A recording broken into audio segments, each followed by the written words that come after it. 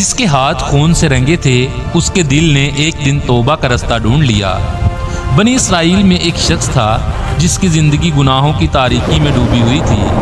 وہ کوئی معمولی گنہگار نہیں تھا بلکہ اس نے 99 انسانوں کو قتل کر رکھا تھا۔ ظلم، غصہ اور بے رحمی اس کی پہچان بن چکی تھی۔ لوگ اس کے نام سے کانپتے تھے اور وہ خود بھی جانتا تھا کہ اس کا انجام کیا ہو سکتا ہے۔ ایک دن دل کے کسی کونے میں ایک چبھن سی پیدا ہوئی۔ اس نے خود سے سوال کیا، کیا میرے لیے بھی توبہ کا کوئی رستہ ہے؟ وہ ایک راہب کے پاس گیا اور پوچھا، کیا میرے گناہوں کی معافی ہو سکتی ہے؟ راہب نے گناہوں کی تعداد سن کر کہا، نہیں، تیرے لیے کوئی توبہ نہیں۔ یہ جواب اس کے غصے کو اور بڑھکا گیا۔ اس نے راہب کو بھی قتل کر دیا۔ یوں 100 قتل پورے ہو گئے، مگر حیرت انگیزی کی بات یہ تھی کہ دل کی طرف ختم نہ ہوئی۔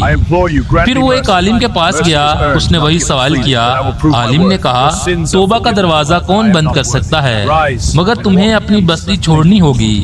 وہاں نیک لوگ رہتے ہیں اور تمہیں ایک ایسی بستی میں جانا ہوگا جس کا میں تمہیں بتا رہا ہوں۔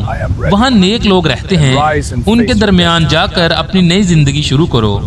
وہ آدمی فوراً نکل پڑا۔ رستے میں ہی اس کی موت آ گئی۔ رحمت اور عذاب کے فرشتے آپس میں جھگڑنے لگے۔ پھر اللہ کی طرف سے حکم آیا کہ زمین کو ناپا جائے۔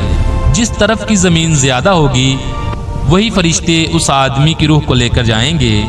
پھر زمین کو ناپا گیا اور زمین نیک بستی کی طرف زیادہ نکلی۔ اللہ نے اسے معاف کر دیا۔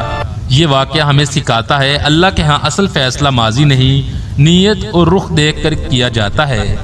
اللہ پاک سے دعا ہے اللہ پاک ہمیں بھی اپنے گناہوں پر شرمندہ ہونے اور معافی مانگنے اور سچی توبہ کرنے کی توفیق عطا فرمائے۔ آمین یا رب العالمین۔